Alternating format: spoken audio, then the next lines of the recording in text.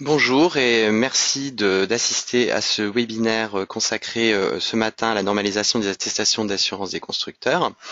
Euh, En application de la loi du 6 août 2015 pour la croissance, l'activité et l'égalité des chances économiques, dite loi Macron, l'arrêté du 5 janvier 2016 a fixé des mentions minimales qui devront obligatoirement être reprises dans les attestations d'assurance décennale des constructeurs. Le texte prévoit de normaliser trois types d'attestations: attestation annuelle, attestation nominative de chantier et attestation du contrat collectif de responsabilité décennale. Attendue depuis de nombreuses années par certains acteurs de la construction, cette normalisation des attestations est une réforme majeure de l'assurance construction. À quelques mois de l'entrée en vigueur de ce texte, ce webinaire a pour objectif de présenter les dispositions de l'arrêté en répondant à certaines questions essentielles telles que: quelles attestations d'assurance vont être concernées, quelles sont les mentions à reproduire, ou quelles sont les mentions supplémentaires pouvant être insérées. Ce webinaire sera animé par Rémi Porte, juriste et chargé d'enseignement à l'Université Paris-Dauphine, qui est également co-auteur de l'ouvrage L'assurance construction aux éditions du Moniteur. Donc je vais lui laisser la parole d'ici quelques secondes et vous pourrez poser vos questions à la fin de son intervention en utilisant le petit onglet questions qui apparaît à votre écran. Je vous remercie et je passe la parole à Rémi Porte. Bonjour à tous. Alors, comme indiqué, nous allons évoquer aujourd'hui l'arrêté, particulièrement l'arrêté du 5 janvier 2016 concernant les mentions minimales à reproduire dans les attestations d'assurance des constructeurs, qui a été introduit par la loi Macron. Mais avant toute chose, il convient quand même d'avoir une vision globale du sujet à travers tant l'historique de comment on est arrivé à ce texte, notamment à travers les évolutions législatives des derniers mois qui furent nombreuses dans ce domaine. C'est le premier point qu'on évoquera dans la partie genèse ou historique. Ensuite, on fera un petit focus sur le texte de loi Macron, puisque certes, il va encadrer les attestations d'assurance des constructeurs, mais il prévoit d'autres éléments concernant la communication de ces attestations. C'est un point essentiel. Et enfin, évidemment, on détaillera l'arrêté dans son ensemble. Sur la genèse, comme évoqué il y a quelques instants, les textes furent nombreux sur le sujet. Ils furent nombreux puisque depuis de nombreuses années, depuis, pour être précis, 1997, les premiers, même 1996, les premiers textes, les premières demandes des intervenants à l'acte de construire dans son ensemble. J'entends par là les maîtres d'ouvrage ainsi que les constructeurs au sens large. Deux principaux reproches étaient faits à ces attestations, aux attestations au sens large. Déjà, la première chose, l'absence de communication. Bien souvent, le maître d'ouvrage particulier était dépourvu des attestations des constructeurs. Dépourvu, et dès lors, lorsque 5 ans après la réception, il y avait un sinistre pouvant mettre en jeu la garantie décennale du constructeur, il était un peu dépourvu de trouver l'assureur de ce constructeur-là et se retrouver finalement le débiteur définitif de la réparation des désordres. Donc il y a eu plusieurs solutions envisagées, dont une était de faire une base de données nationale des attestations, qui était encore proposée d'ailleurs dans la loi Macron à travers un amendement parlementaire, mais ça n'a pas été retenu pour des raisons de coût et de maintenance. C'était le premier point, donc, répondre à cette problématique de la communication des attestations. Et enfin, autre reproche était le peu de lisibilité de ces attestations d'assurance. Notons d'ailleurs que c'était quelque chose d'assez une critique assez courante, puisque même le médiateur des assureurs avait encore il y a quelques années reproché aux assureurs d'émettre des attestations peu lisibles. Donc partant de ces deux constats, certes, il y avait eu des engagements professionnels de rendre les attestations peu lisibles, néanmoins, les destinataires de ces attestations n'étaient pas satisfaits et le législateur également. Donc, afin de répondre à ces deux problématiques, l'absence de communication et l'attestation compréhensible, lisible, il fut pris différents textes que je vais me permettre de détailler pour avoir une vision globale du sujet de l'attestation et qui répond à des problématiques pratiques. Première loi, d'abord, la loi sur l'artisanat. La loi sur l'artisanat a eu pour objectif donc de mieux communiquer. Mieux communiquer, mais également contrôler à travers une modification du code du travail permettant aux agents de contrôle, donc principalement les inspecteurs du travail, douanes et autres organismes sociaux, de se faire remettre ou représenter l'attestation d'assurance du professionnel lorsqu'il s'agit d'une obligation légale et d'un travailleur indépendant. Donc là, on est plus dans la partie répressive, contrôle, mais néanmoins, deux remarques sur ce texte pour introduire le sujet. La première, c'est qu'il est étonnant quand même de limiter aux seuls travailleurs indépendants la sanction au niveau du contrôle. La deuxième, ça pose la question, évidemment, du temps de l'agent. On voit bien à travers ce texte que c'est un affichage politique, mais finalement, dans la pratique, on peut douter de son efficacité. Et sachant que, pour le contexte, évidemment, ce texte s'inscrivait dans des débats sur la non-assurance des auto-entrepreneurs, donc on voit bien qu'on utilisait un texte de loi pour répondre à une problématique politique. L'autre élément, qui est une avancée sur le principe, c'est une modification de la loi 96 sur l'artisanat, qui prévoit, donc le texte affiche la première partie, même si c'est peu lisible, c'est les artisans et les auto-entrepreneurs, donc qui prévoit que ces catégories de professionnels de la construction doivent indiquer sur leur devis et facture la référence à leur assurance professionnelle, uniquement lorsque c'est obligatoire, donc on voit bien que ça répond à notre question de la décennale, mais ces mentions, c'est uniquement les coordonnées de l'assureur, ainsi que la couverture géographique du contrat. Donc, vous voyez bien à travers ces obligations que finalement le maître d'ouvrage ne va être pas plus avancé sur est-ce que le constructeur que j'ai pris est bien assuré pour son activité, puisque avoir les simples coordonnées de l'assureur et la simple couverture géographique n'est pas quelque chose qui permet, n'est pas une information qui permet de savoir si le constructeur est bien assuré pour réaliser une toiture, un ouvrage en maçonnerie. Ce n'est pas suffisant. Et finalement, même si cette information se veut va vers un peu plus de transparence, on pourrait considérer que finalement son efficience est assez limitée. Mais on voit bien que le mouvement s'inscrit de plus en plus vers de la communication, de l'attestation d'assurance, en tout cas de la transparence vis-à-vis de l'assurance de l'intervenant.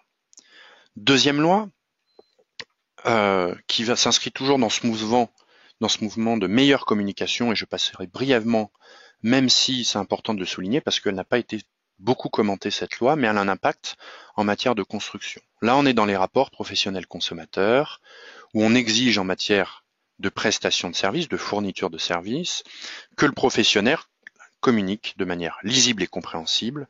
On voit bien, c'est souligné, les garanties légales qui donnent une meilleure information sur les garanties légales. La loi Hamon prévoit également une autre disposition dans le code de la consommation, donc encore limitée une fois au rapport consommateur-professionnel, lorsque cette fois-ci, le contrat, il n'y a pas de contrat écrit. Là, encore une fois, toujours dans cette mesure de transparence, on l'oblige à communiquer un certain nombre d'informations.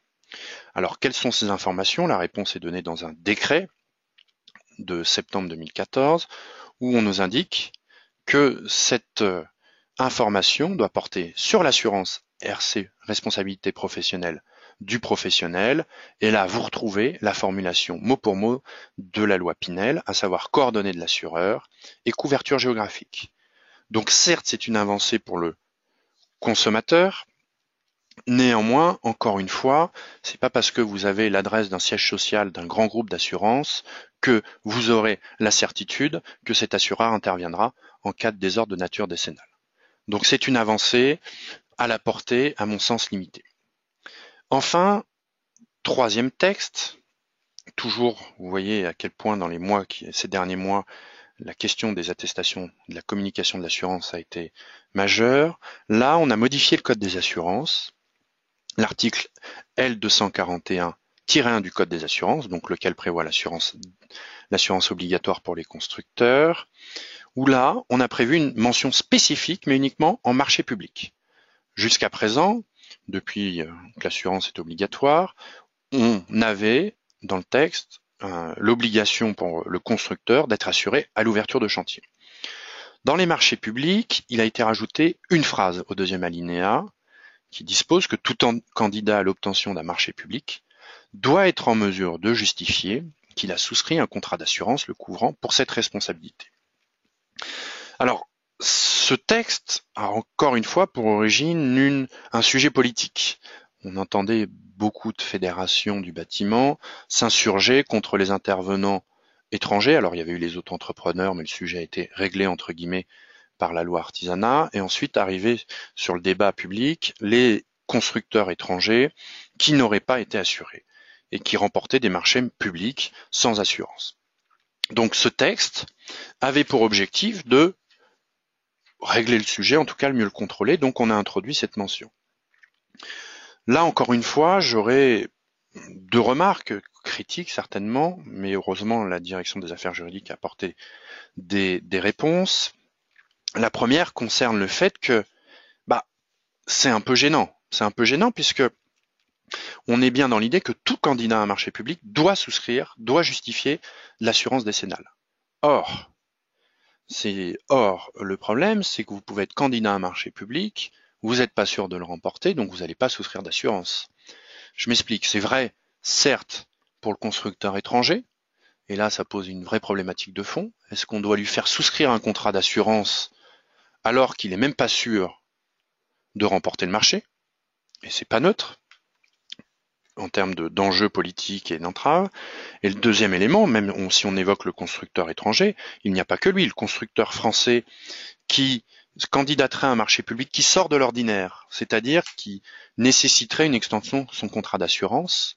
Lui aussi, s'il doit être, si on lit le texte, en mesure de justifier qu'il a souscrit un contrat d'assurance, on raisonne bien par opération.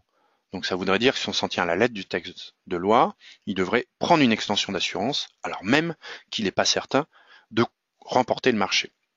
C'était extrêmement gênant et heureusement la direction des affaires juridiques, à travers une fiche de loi du 10 juillet 2014 et également une fiche spécifique intitulée questions-réponses, justification de la souscription du contrat d'assurance, a précisé l'esprit de la loi en indiquant que la preuve de la souscription d'un contrat d'assurance couvrant la responsabilité décennale ne peut être exigée que du seul candidat dont l'offre a été retenue.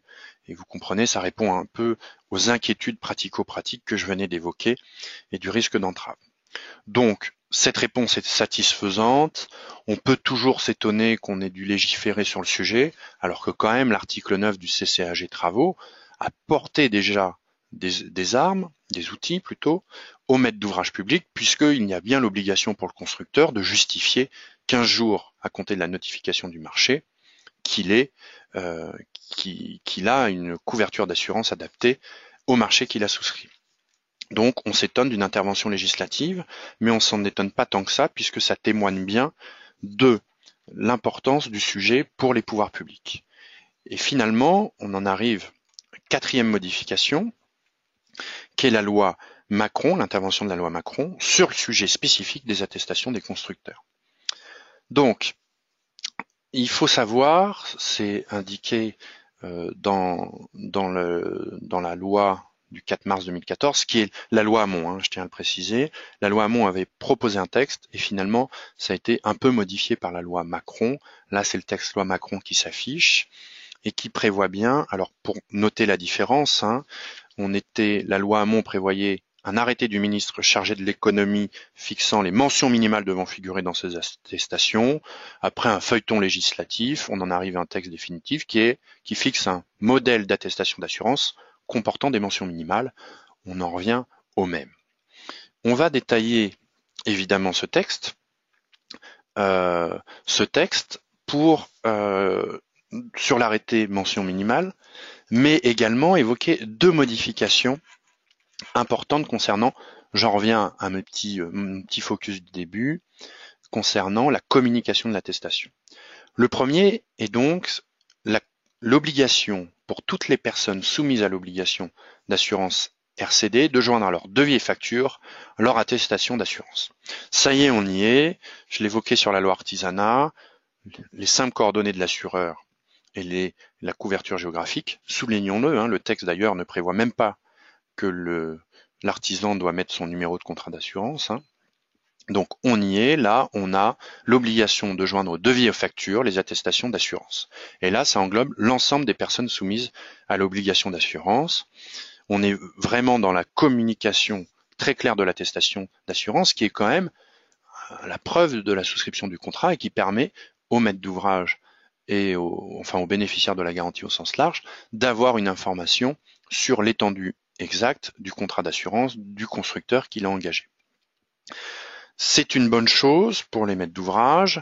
Côté artisan, c'est vrai, et constructeur, on ne peut pas dire que ce soit une mesure très développement durable.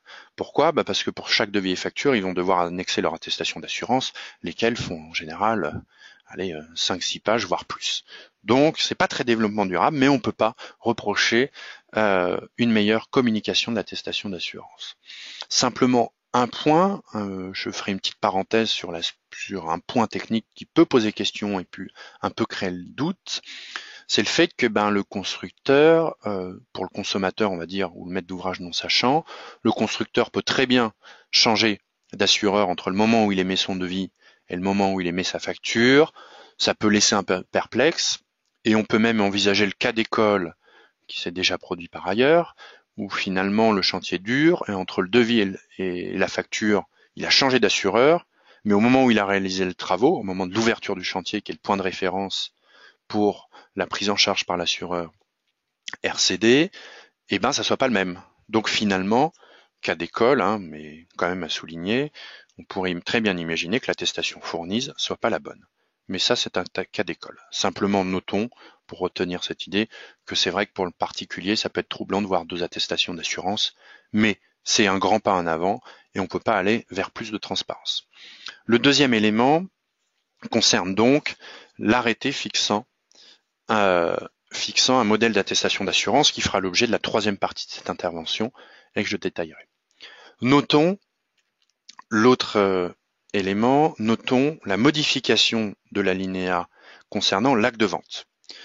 La loi Macron, donc, a fixé une obligation en matière de transfert de propriété dans les moins de 10 ans, donc cas où la garantie décennale peut jouer. Mention doit être faite, nouvelle obligation, précision, mention doit être faite dans le corps de l'acte ou en annexe de l'existence ou de l'absence des assurances dommages-ouvrages et RCD. L'attestation décennale, dont le modèle sera fixé par arrêté, devra être annexée à l'acte. Bon, je m'en tiendrai à 3 remarques sur le sujet.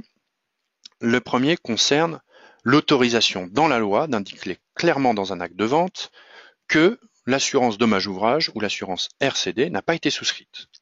Donc rappelons quand même que ça peut surprendre puisque c'est 2 assurances obligatoires qui font l'objet dans le code des assurances de sanctions pénales en cas de non-souscription et il est tout à fait surprenant qu'une loi autorise finalement d'indiquer dans un acte de vente que l'assurance obligatoire n'a pas été souscrite. D'ailleurs, la Cour de cassation, c'est très étonnant puisque la Cour de cassation vient récemment dans un arrêt de mars indiquer que la non-souscription par un dirigeant de l'assurance décennale obligatoire est une faute détachable de ses fonctions, qu'à ce titre il engage sa responsabilité. Donc on est bien dans une sanction légale forte, mais malgré ça, on a un texte de loi qui nous autorise à indiquer que cette assurance obligatoire n'a pas été souscrite. C'est assez dommage. Deuxième remarque, le fait que seule l'assurance décennale doit être annexée à l'acte de vente. On n'a rien sur la dommage ouvrage. Or, même si, je détaillerai après, même si les modèles d'attestation ne visent que l'assurance des constructeurs, il est quand même dommage que le législateur n'ait pas prévu que l'attestation dommage ouvrage soit annexée aux actes de vente. Puisqu'il ne faut pas se leurrer, c'est bien l'assurance dommage ouvrage qui permet une indemnisation rapide des désordres à travers les obligations légales de l'assureur dommage ouvrage de proposer une indemnité très rapidement. Donc certains le regrettent, d'ailleurs d'autres regrettent que l'attestation dommage ouvrage n'ait pas été réglementée, mais c'est un autre débat, j'en toucherai un mot dans quelques instants. Enfin, ça va poser des difficultés pratiques puisqu'il va falloir avoir les attestations, alors soit on met absence de souscription RCD, comme ça règle le problème, mais quand même, il faut réunir toutes les attestations d'assurance des constructeurs, risque d'être un travail assez difficile pour le notaire. Donc on va voir en pratique comment ça se passe, mais on voit bien, finalement, on pourrait interpréter ce texte comme finalement l'assurance dommage ouvrage n'est plus utile, vous inquiétez pas, vous avez les attestations de tous les constructeurs. Si cette lecture serait bien regrettable, puisque très clairement, la gestion du sinistre sans dommage ouvrage est beaucoup plus complexe. Alors venons-en. Maintenant qu'on a détaillé, c'est quand même 3 éléments extrêmement importants en matière d'attestation d'assurance. Venons-en maintenant à l'arrêté ministériel du 5 janvier 2016, qu'avec une recherche Google, vous trouverez rapidement pour avoir le texte sous les yeux. Donc 5 janvier 2016, arrêté fixant un modèle d'attestation d'assurance comprenant des mentions minimales prévues par l'article L243-2. Ce texte, pour présenter dans son ensemble, est codifié à la suite des clauses types dans le Code des assurances. Il prévoit 4 articles qu'on va détailler, mais en suivant un peu ce squelette. Premier article prévoit les personnes habilitées à signer l'attestation d'assurance.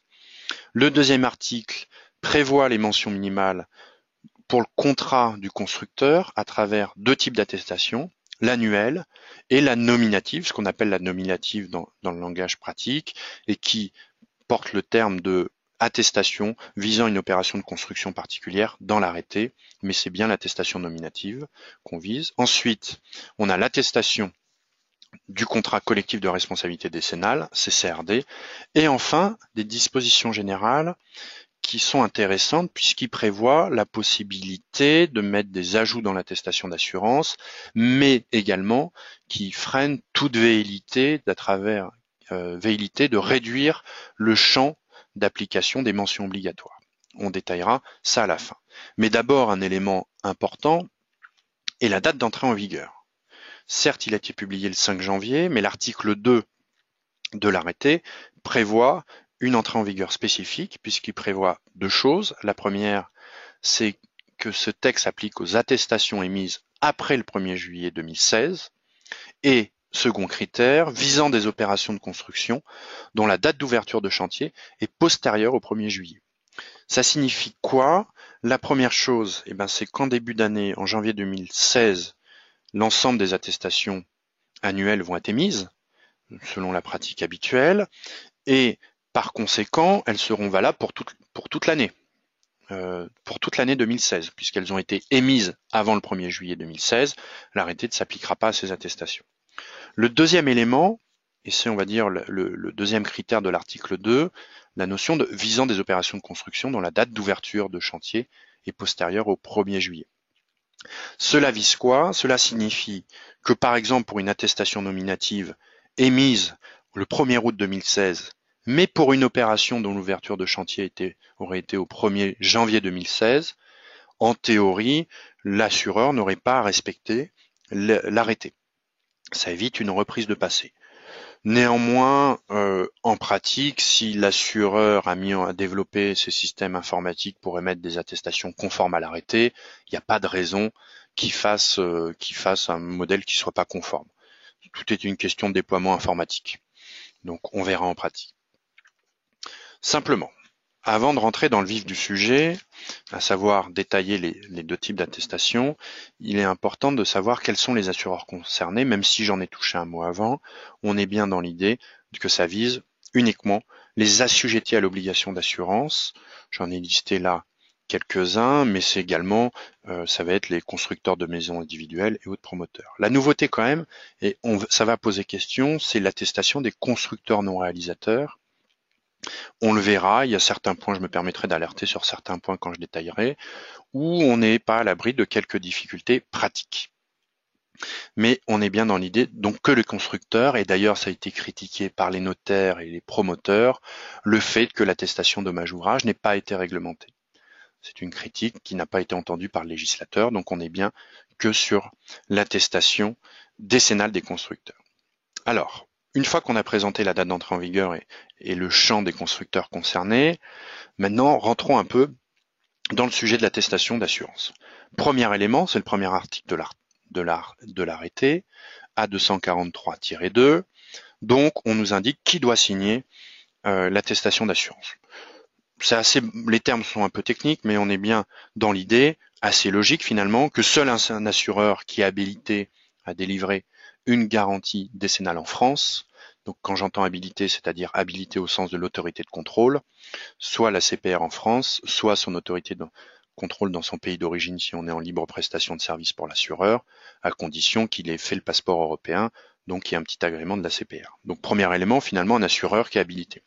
Deuxième élément, c'est la dernière partie de cet article, où une personne identifiée, qu'il a dûment mandatée, à travers ça, on vise les intermédiaires d'assurance, l'agent général, mais également le courtier ayant une délégation de l'assureur. Premier élément. Maintenant, venons-en à l'attestation décennale du constructeur. Donc là, on est bien, il a son contrat annuel, et on va viser l'attestation annuelle qu'il a en début d'année, par exemple, et on visera également l'attestation nominative délivrée pour un chantier donné. Ma présentation simplifie un peu la lecture de l'arrêté qui peut paraître un peu abrupte, puisque finalement, quand on est dans le cas de l'attestation décennale du constructeur, qu'elle soit nominative ou annuelle, on a un bloc commun à reproduire, et ensuite on a quelques spécificités selon que l'attestation soit annuelle ou nominative. Donc, ce temps-là sera articulé en deux temps, les dispositions communes et enfin les dispositions spécifiques à chaque attestation. Première chose, le titre. Il a été souhaité, ça c'était une volonté en particulier de certains constructeurs et maîtres d'ouvrage, le fait était que certains documents n'étaient pas très clairs si c'était une attestation. Donc le texte est très clair, il faut reproduire dans l'attestation le terme attestation d'assurance et ensuite le terme assurance de responsabilité décennale obligatoire, positionnée en position centrale, nous apprend le texte. Bon, très formaliste, on ne sait pas si en gras ou en petit caractère, mais en tout cas en position centrale. Élément intéressant pour pas être troublé, c'est ça doit pas être les deux termes ne doivent pas être concomitants. On n'est pas obligé d'avoir les deux. Ça répond à une question pratique puisque en gros on imagine bien qu'il y aura attestation d'assurance en gros et ensuite on pourra introduire des mentions, par exemple les coordonnées de l'assureur, les coordonnées de l'assuré ou même des dispositions communes qui s'appliqueront à l'ensemble de l'attestation. Je donne un exemple, si évidemment les attestations d'assurance, il n'y a pas que la partie décennale.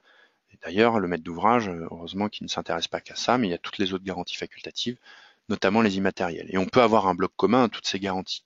Donc le fait que ça ne soit pas concomitant permet d'aménager l'attestation pour avoir une certaine cohérence globale dans l'attestation. Donc premier élément, première obligation, concerne le titre. Enfin, deuxième obligation, concernant donc obligatoire, je répète pour les deux types d'attestations annuelles ou nominatives, c'est un certain nombre d'informations qui doivent être forcément reprises dans l'attestation. Il n'est pas indiqué où, il n'est pas indiqué comment. On retrouve des éléments assez classiques concernant la dénomination sociale et l'adresse de l'assuré. Le petit b du texte prévoit, sous des termes barbares, en fait c'est le numéro de sirène et sirette de l'assuré, ou pour une entreprise qui n'aurait pas de siège en France, c'est son numéro de TVA intracommunautaire. C'est vrai que ça va être un travail intéressant, qui nécessitera d'ailleurs pour certains assureurs la nécessité de siréner tout leur portefeuille, puisque certains ne demandaient pas forcément numéro de sirène. Donc ça va être un petit travail. Simplement, notons, comme je l'avais indiqué, il y a des questions qui sont posées par cet arrêté.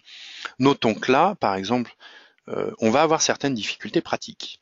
Puisque lorsqu'on est dans un contrat, une attestation d'un constructeur non réalisateur, imaginons un particulier qui a un contrat constructeur non réalisateur, on lui souhaite d'ailleurs, sinon il peut être confronté à certaines difficultés en cas de revente, et bien forcément, ce particulier-là n'aura pas de numéro de sirène ni numéro de sirette. On est bien sur un particulier. Et là, on sera confronté à une difficulté pratique.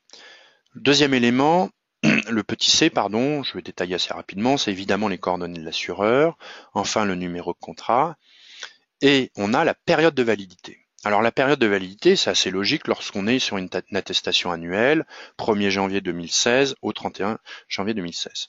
Mais là encore, on va avoir des difficultés pratiques.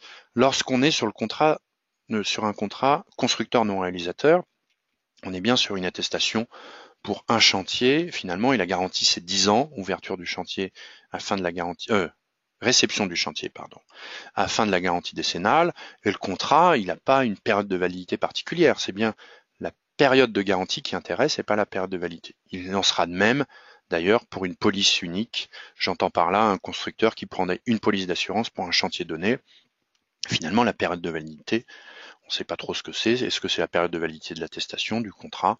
Donc, on pourrait être confronté à un peu de difficulté. Enfin, dernier élément qui n'appelle pas de commentaire, la date d'établissement de l'attestation.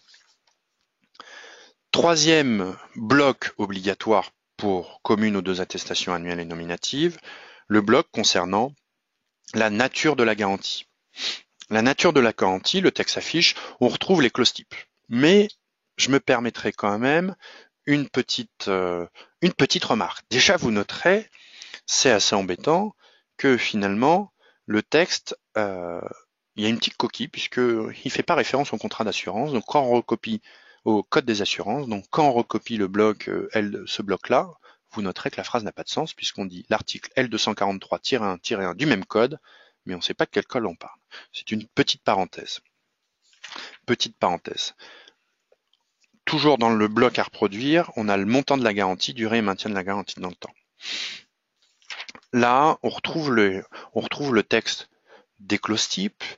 Néanmoins, trois remarques qui sont assez gênantes en pratique. La première, c'est qu'on obligera les assureurs à recopier les cas en habitation hors habitation. Or, n'oublions pas, comme j'ai indiqué, que c'est un bloc qu'on peut reproduire dans une attestation nominative. Mais une attestation nominative pour un chantier donné, on sait très bien si c'est habitation ou hors habitation. Donc, il n'aurait pas lieu en toute logique de mettre le cas montant de la garantie en habitation ou hors habitation, puisqu'on est sur une attestation sur un chantier donné, et on sait très bien si on est dans le cas habitation ou hors habitation. Donc c'est assez gênant. Mais le texte est ainsi. Deuxième élément qui est également un peu gênant, c'est que certains assureurs en pratique aligner les montants de garantie. J'entends par là que hors habitation, on a bien une limite qui est au coût total des travaux, au coût total de l'ouvrage, pardon. Donc, sur un désordre important, on pourrait très bien imaginer que le sinistre coûte plus cher que le coût total du bâtiment. Et là, le maître d'ouvrage se retrouve en découvert de garantie. C'est l'exemple non-conformité sismique, on est obligé de tout raser, tout reconstruire. Là, le coût du sinistre va être un peu plus important que le coût total de la construction. Donc des assureurs avaient considéré que hors habitation donnait la même chose qu'en habitation, couvre le coût des travaux de réparation, c'était agréable. C'était appréciable pour le maître d'ouvrage et les constructeurs. Là, va se poser la question de comment ils vont faire, puisque le texte finalement est assez contraignant. Enfin, vous noterez, je ne peux pas m'empêcher de cette petite parenthèse un peu technique, une petite coquille qui n'est pas neutre, c'est hors habitation, il est indiqué enfin que le montant de la garantie ne peut être supérieur au montant prévu au 1 de l'article AR 243-3, qui est donc le seuil de 150 millions d'euros, au-delà duquel l'assurance n'est pas obligatoire. Dans le texte du décret, c'est sans pouvoir être inférieur et non pas supérieur. Donc on verra ce que ça donne. Mais si on lit le texte, l'assureur n'aurait plus le droit de donner plus de 150 millions d'euros. C'est une coquille et je pense que la pratique n'en tiendra pas compte. Mais c'est intéressant. J'avance un petit peu pour tenir les délais et pour avancer maintenant sur l'attestation annuelle. Donc on a vu 3 blocs obligatoires pour les deux, maintenant l'attestation annuelle. Premier élément de cette attestation annuelle, l'arrêté nous indique qu'il y a un ensemble d'informations à reproduire, à comporter dans l'attestation. Et on le verra, c'est le slide d'après, que ces informations doivent répondre à un certain formalisme. Donc on a donc des éléments assez classiques, activité assurée, ouverture de chantier, étendue géographique, coût des opérations, montant du marché de l'assuré, je vais y revenir, technique utilisée et le cas échéant, le CCRD. Donc ces informations doivent être reprises selon un formalisme particulier. Et c'est ce qui s'affiche à l'écran, donc on retrouve les activités, je ne vais pas détailler, simplement quelques remarques. Quelques remarques concernant en particulier le coût de l'ouvrage. Le coût total, donc on est bien dans l'idée, ça répond à la pratique, que les assureurs encadrent leur garantie en fonction d'un coût de l'ouvrage. Si on dépasse un certain montant, si l'assuré intervient sur un chantier qui dépasse un certain montant, coût total de l'ouvrage, il doit se rapprocher de son assureur, c'est d'ailleurs prévu dans la dernière phrase, Dans le cas où les travaux réalisés ne répondent pas aux caractéristiques énoncées ci-dessus, l'assuré en informe l'assureur. On est bien dans l'idée que s'il ne répond pas aux conditions, il doit en avertir l'assureur. Donc on retrouve cette mention et revient toujours un débat qui a du mal à être tranché entre les maîtres d'ouvrage, les constructeurs et les assureurs. De quel coût on parle? De quel coût on parle? Est-ce que c'est le coût prévisionnel du chantier? Est-ce que c'est le coût définitif? C'est un débat assez compliqué à gérer. Le texte a tranché pour le coût total de construction hors taxe, tout corps d'État, qui est finalement cette notion de coût total de construction, une notion qu'on retrouve dans le décret de 2008 concernant les montants de garantie. Et enfin, pour répondre à la pratique, là c'est un ajout facultatif, de dire que ce montant peut être augmenté en présence d'un CCRD. Ça reprend finalement une pratique actuelle qui est de dire je vous assure pour tous les chantiers dont le seuil ne dépense pas 15 millions d'euros, mais je vais jusqu'à, disons, 28 ou 30 millions d'euros s'il y a un CCRD sur le chantier. Ça répond à cette pratique. Vous noterez par rapport au slide précédent qu'une information ne fait pas l'objet d'un formalisme particulier, c'est l'information concernant le montant du marché de l'assuré. Ça, on retrouve ça dans certains contrats d'assurance, qui est de dire, moi assureur, je ne vous garantis que si vous signez un marché qui ne dépasse pas 500 000 euros ou 300 000 euros. C'est une information qui peut être mise dans l'attestation, mais qui ne fait pas l'objet d'un formalisme particulier. Sur l'attestation nominative, là, la philosophie est un peu différente, puisque on est sur une attestation non pas annuelle, c'est-à-dire qui n'est pas pour un chantier donné, mais qui est vraiment pour un certain nombre de chantiers. Et c'est vrai qu'il faut le reconnaître, on a un certain nombre de jurisprudences sur le sujet. Là, l'attestation nominative, il y a quand même moins de contentieux, beaucoup moins de contentieux.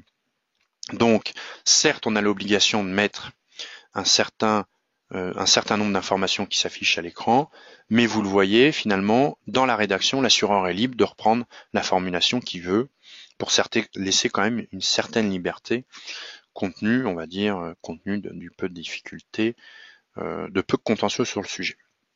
Simplement une remarque, toujours sur le focus difficulté de l'attestation annuelle, de l'attestation nominative, ou difficulté en particulier pour le constructeur non réalisateur, il va être bien difficile pour l'assureur de répondre à certaines obligations. Je m'explique. Déjà, le nature et montant de la prestation réalisée par l'assuré, lorsqu'on est sur un particulier qui a une police constructeur non réalisateur qui est donnée dans son package DO, on voit bien qu'il sera impossible pour l'assureur d'indiquer finalement quel est le montant de ses honoraires, puisque par définition, il ne perçoit pas d'honoraires. De même, on peut imaginer que le promoteur immobilier qui souscrira à une police de constructeur non réalisateur, il n'aura pas forcément envie de communiquer ses honoraires, à supposer que ce soit possible. C'est une petite parenthèse sur les difficultés du constructeur non réalisateur. Voici pour les attestations une présentation globale de l'arrêté sur les attestations des constructeurs.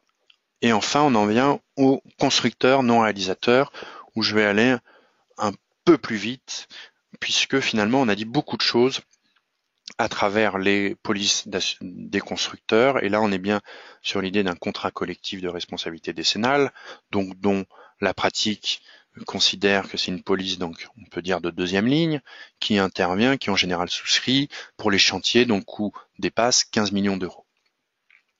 C'est donc une possibilité prévue par le décret de 2008 et les clauses types de 2009. Premier élément, on retrouve la question du titre. Là, il doit bien avoir sur l'attestation, attestation d'assurance collective de responsabilité décennale obligatoire. Vous noterez que pour une raison que j'ignore, il n'est pas obligatoire que cette mention soit en position centrale, à l'inverse des attestations annuelles et nominatives, mais je ne pense pas que ça impacte vraiment la pratique. Autre élément, on retrouve certaines informations dont la place est libre, et on retrouve finalement certaines choses qu'on avait dans les autres types d'attestations, hormis évidemment la question de l'assuré, on va le voir après, puisque finalement, là on n'a pas un assuré, mais des assurés. Donc on va le voir, on a bien les coordonnées du souscripteur, mais pas des assurés, on va le voir juste après. Là, information sans formalisme particulier. Alors, ça c'était l'information globale sur le contrat. Après, on a quand même des informations sur les caractéristiques de l'opération de construction telles que déclarées à l'assureur. La première va concerner évidemment l'adresse et la nature et le coût des travaux, assez classique, la date d'ouverture du chantier, les techniques utilisées, et elle indique les personnes assurées ainsi que la franchise absolue qui leur est respectivement applicable. Ça rejoint la pratique, puisque à l'heure actuelle, la pratique veut qu'on distingue selon que on réalise du gros œuvre, du second œuvre, ou qu'on est un contrôleur technique, un maître d'œuvre ou un architecte. Donc c'est nos fameux 10, 6 et 3 millions d'euros, donc franchise absolue. Donc c'est-à-dire franchise absolue, on est bien d'accord, c'est en dessous de ce montant, c'est le contrat habituel des constructeurs qui intervient, et si un sinistre dépasse ce montant, le contrat deuxième ligne, donc le contrat CCRD, intervient. Pardon. Donc là, le contrat devra détailler les personnes assurées, ainsi que la franchise applicable à chacun. Se posera la question pratique, est-ce qu'on listera tous les assurés nominativement, ou on fera par catégorie gros œuvre, second œuvre, là la pratique y répondra. Donc simplement, vous voyez bien les philosophies, on est comme sur l'attestation annuelle, des informations obligatoires dont le formalisme est assez libre, puisque on le voit, on a à compléter par l'assureur. Et encore une fois, on a l'idée que finalement, on l'avait pareil sur le contrat contrat annuel des constructeurs, toujours une petite phrase en fin, dans le cas où ces caractéristiques seraient modifiées, l'assuré en informe l'assureur. Ça, même si c'est vrai que du coup c'est un élément qui n'est pas forcément contrôlable par le maître d'ouvrage, rappelons quand même qu'on se place dans le contrat d'assurance, qui est un contrat de bonne foi, que le livre 1 du Code des assurances s'applique même si on est sur de l'assurance obligatoire, et que l'assuré a bien l'obligation de déclarer le risque à l'assureur et de déclarer toute modification du risque. Enfin, nous retrouvons le bloc mention obligatoire, où là on retrouve la même chose, nature, montant de la garantie, avec toujours la même chose qui peut être surprenant, le montant de la garantie en habitation, hors habitation, alors que sur un CCRD, on est sur un chantier donné, on sait très bien si on est habitation ou hors habitation. Enfin, on retrouve, c'est des éléments des clauses types, des éléments sur la franchise absolue. Et un élément important que je vais détailler juste après, c'est la présente attestation ne peut engager l'assureur au-delà des clauses et conditions du contrat auquel elle se réfère. On avait la même mention sur les contrats annuels. Et là, c'est important puisque, évidemment, puisqu'on est vers plus de transparence, il faut bien que l'attestation soit assez exhaustive. Et si c'est pour tout renvoyer au contrat, ça va poser des difficultés pratiques. Donc le législateur en a eu conscience puisqu'il a donc prévu, c'est le dernier point, il a donc prévu une disposition générale pour quand même encadrer on va dire l'imagination qui pourrait faire qu'à travers d'autres mentions, on réduise le champ d'application de l'attestation d'assurance. Donc ce texte prévoit que l'attestation peut, le cas échéant, comporter des mentions relatives à d'autres garanties ou extensions prévues dans le contrat d'assurance. Ce premier point permettra donc aux assureurs, je l'évoquais en introduction de mon propos, de mettre d'autres garanties que la garantie obligatoire. Et ça intéresse le maître d'ouvrage. Je pense aux garanties avant réception, je pense aux garanties facultatives après réception, notamment les immatériels, je l'ai évoqué, qui intéressent le maître d'ouvrage. La question s'était posée, est-ce qu'on doit faire une attestation décennale et après une deuxième attestation pour toutes les garanties facultatives? Peut-être que ça sera fait par certains, mais on voit bien que le risque pour le maître d'ouvrage, c'est finalement qu'avoir l'attestation obligatoire, puisque après tout c'est la seule obligation prévue par la loi, et donc il y aurait finalement une perte d'information pour le maître d'ouvrage. Donc cette mention-là permet de mettre une attestation avec des garanties facultatives. De même, lorsqu'on pense donc là d'autres garanties, où le terme extension, c'est ce que j'évoquais un peu avant, l'assureur qui donnerait plus que la garantie légale, je pense notamment au montant de garantie hors habitation, donc il faudra voir comment l'aménager, mais c'est une possibilité offerte par le texte. Enfin, et c'est important, au titre de la garantie obligatoire, l'attestation ne doit comporter aucune mention de nature à écarter ou limiter d'une quelconque façon la portée d'un mention minimale susmentionnée. C'est finalement quelque chose d'assez normal Et d'ailleurs, notons qu'en matière pour les clauses types applicables au contrat d'assurance obligatoire, on a dans l'article 1 de l'arrêté une mention, une obligation de ce type, puisqu'il est interdit de mettre toute clause du contrat d'assurance ne peut avoir pour effet d'altérer d'une quelconque manière le contenu ou la portée de ces clauses. Donc on est bien dans le même esprit avec l'arrêté attestation minimale. Enfin, troisième élément de cet article, qui n'est pas neutre, c'est la dernière phrase, aucune mention ne peut faire référence à des dispositions contractuelles si ces dernières ne sont pas reproduites dans l'attestation. Donc vous voyez sur le slide d'avant, on a indiqué que la présente attestation ne peut engager l'assureur au-delà des clauses et conditions du contrat auxquelles elle se réfère. Et là, on a ce texte-là qui nous précise qu'aucune mention ne peut faire référence à des dispositions contractuelles si ces dernières ne sont pas reproduites dans l'attestation. Donc là, on va aller vers plus de transparence, mais ça va pas simplifier, en tout cas, ça va pas raccourcir la taille des attestations. Bon, je donnerai un exemple qui est en général ce qu'on vise dans les attestations, les limites liées aux ouvrages exceptionnels ou aux ouvrages inusuels. C'est quelque chose qu'on retrouve souvent dans les contrats d'assurance des constructeurs, et bien souvent la définition, il est vrai, n'est pas dans l'attestation d'assurance, mais dans les conditions particulières ou conditions générales. Là, a priori, les assureurs devraient dorénavant mettre cette définition dans l'attestation d'assurance, sachant qu'en pratique, on voit la taille de cette définition, et ben ça va nous faire des attestations de nombreuses pages.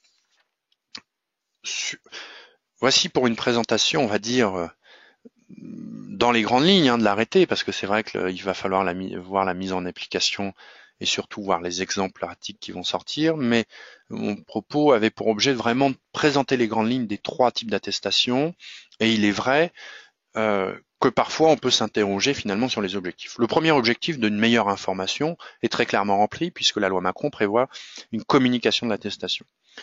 Après, la question, est-ce que l'arrêté va permettre de rendre l'attestation plus lisible?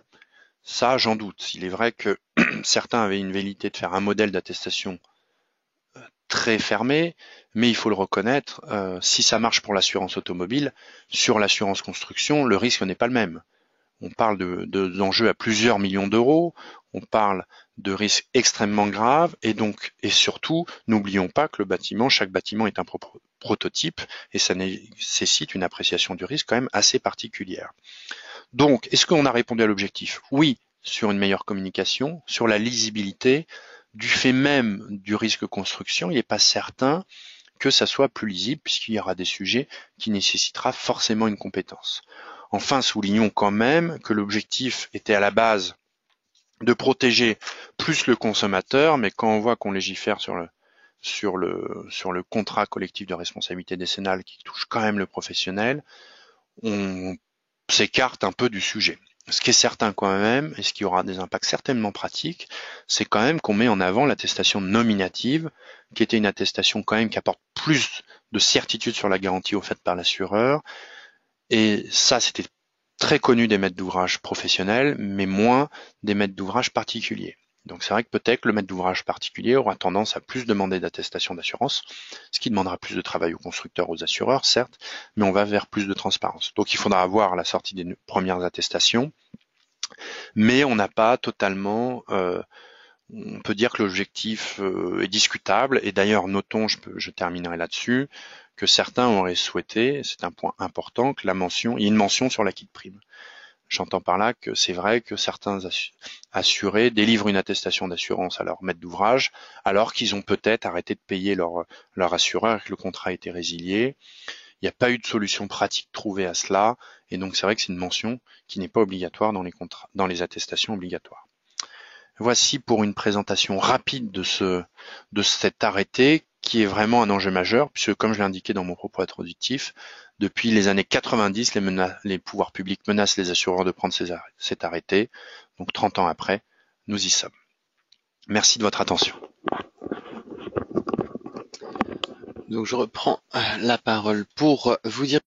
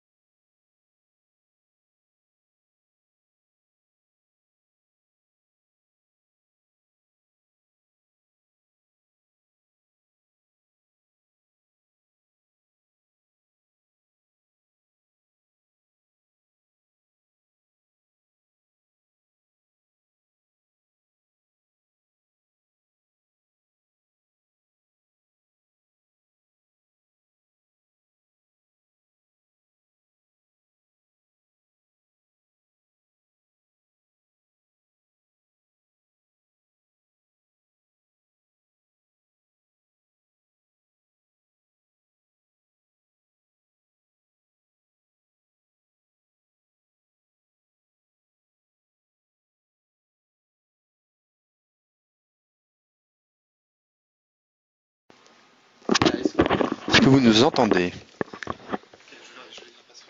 D'accord. Alors, ça y est. bon, merci. Désolé pour ces petits incidents techniques. Donc, j'allais répondre à la question différence dommage ouvrage et RCD. Donc, en rappelant que l'assurance dommage ouvrage est une assurance de préfinancement. Donc, elle est obligatoire pour le maître d'ouvrage et elle répond à un objectif de permettre à la victime d'avoir une indemnité d'assurance extrêmement rapidement.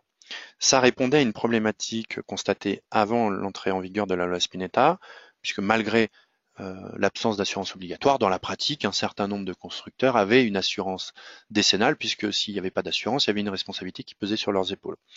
Néanmoins, la problématique était qu'on avait beau avoir de l'assurance, lorsque on a un chantier où il y a 3, 4, voire plus intervenants responsables, puisqu'il y a en général un partage de responsabilité, le maître d'ouvrage se retrouvait bien peiné à mobiliser toutes les garanties. Donc, le législateur a souhaité mettre en place une assurance obligatoire dont l'objet est de préfinancer rapidement les désordres de nature décennale. Donc, l'assureur dommage ouvrage a une obligation, c'est l'article L242-1 du Code des assurances, a l'obligation dans un délai très rapide de faire une proposition d'assurance à la victime, à savoir dans les 90 jours. Donc, c'est une assurance en dehors de toute recherche de responsabilité, il doit proposer une indemnité à la victime. Et ensuite, charge à lui de se retourner contre les constructeurs qui, eux, sont assurés en responsabilité décennale. Donc c'est le système à double détente, l'assureur dommage ouvrage paye le sinistre et se retourne contre les constructeurs. Alors, présenté ainsi, on pourrait se dire, finalement, l'assurance dommage ouvrage, c'est que de l'avance de fonds. Néanmoins, en pratique, on voit bien que les recours ne sont pas toujours effectifs, loin de là, puisque justement, on a évoqué par exemple le constructeur qui aurait plus payé sa prime, qui aurait son contrat résilié. Il y a un gros sujet également qui est la bonne adaptation du contrat d'assurance du constructeur pour le chantier, sur l'activité, sur le montant de la garantie, les techniques employées. Et finalement, c'est bien le rôle de l'assurance dommage ouvrage de demander toutes les attestations, de les vérifier, et tant pis pour lui si un constructeur est mal assuré. C'était son boulot de vérifier les attestations. Et donc, malgré ça, il sera obligé de payer la victime et il ne pourra pas se retourner contre le constructeur. Et finalement, vous voyez, je veux critiquer un peu le fait qu'on met de côté l'assurance dommage ouvrage dans l'acte de vente. Finalement, il est important d'avoir cette notion pratique en tête, de se dire que les recours de l'assurance dommage ouvrage ne sont pas à 100%. Et mieux vaut, a priori, c'était la volonté du législateur, que la charge définitive du sinistre pèse sur un assureur dommage ouvrage qui est un professionnel dont c'est le métier, que sur un maître d'ouvrage particulier dont c'est moins le métier de vérifier les attestations d'assurance. J'espère avoir répondu à votre question. Alors nous avons une seconde question. Alors en cas d'assurance limitée à la fois par le montant des prestations effectuées par l'assuré et par le montant de l'opération, les deux conditions doivent-elles être satisfaites pour que l'assurance intervienne? Oui, tout à fait. C'est sur l'aspect du marché, c'est bien deux conditions qui doivent être remplies. Alors, pour être très clair, pour être pratico-pratique, à ma connaissance, il n'y a qu'un assureur qui pratique cette mention-là sur une limite en montant du marché. Et la logique est que c'est un portefeuille de beaucoup d'artisans et pour lui, c'est des points d'alerte. C'est un artisan, lorsqu'il prend un chantier, un marché qui fait 500 000 euros, son marché, lui, il fait 500 000 euros ou un autre 300 000, ça dépend des montants. Pour lui, c'est un point d'alerte en disant attention, pourtant c'est un petit artisan, il va sur un chantier important. Donc on est bien dans l'idée de dire c'est une double limite. Attention, le marché de l'entreprise ne doit pas dépasser le montant. Et également, après, on raisonne par coût total du chantier. Donc, on est bien sur deux limites. Il faut bien que l'artisan, si vous avez cette attestation, vous vérifiez qu'il est bien sous ces deux limites, montant de son marché et coût global. Ou sinon, si tel n'est pas le cas, charge à lui d'aller voir son assureur pour demander une adaptation de son contrat d'assurance.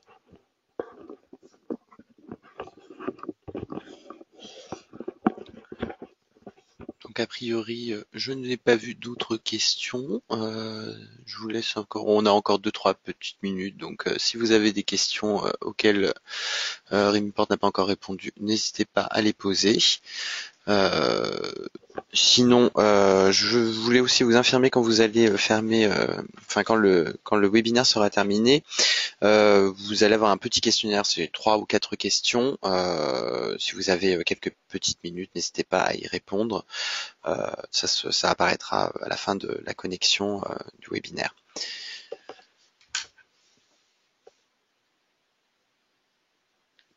Bon, a priori, je pense que votre propos a été clair, Rémi Porte, puisque je ne vois plus trop de questions sur le sujet. Je vais quand même laisser encore quelques petites secondes.